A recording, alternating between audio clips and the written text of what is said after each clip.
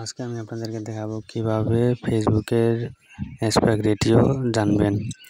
তো ফেসবুকের রিলস এবং লং ভিডিওর জন্য আলাদা আলাদা সাইজ লাগে। তো আজকে আমি দেখাবো কিভাবে লং ভিডিও এবং রিলস ভিডিওর জন্য আপনি অ্যাসপেক্ট রেটিও সিলেক্ট করবেন। তো চলুন শুরু করা যাক। প্রথমে প্রোফাইলে যাব। প্রোফাইলে যাওয়ার পর এখানে একটু নিচে যাই। নিচে যাওয়ার পর আমরা যেন একটা ভিডিও সিলেক্ট করি। এখানে দেখতে পাচ্ছেন সি ইনসাইট অ্যান্ড অ্যাডস, এখানে আমি ঢুকলাম। এখানে যাওয়ার পর একটু নিচে যাই।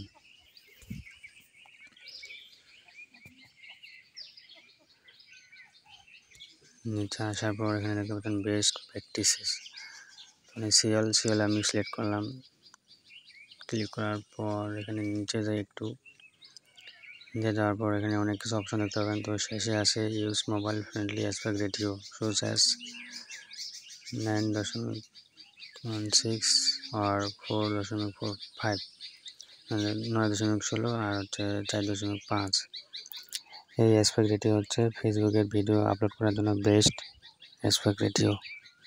তো আপনারা যখন ভিডিও আপলোড করবেন তখন সবাই আপনারা এই সাইজ ব্যবহার করবেন। তো আমার সম্পূর্ণ ভিডিওটি দেখার জন্য আপনাদের সকলকে ধন্যবাদ।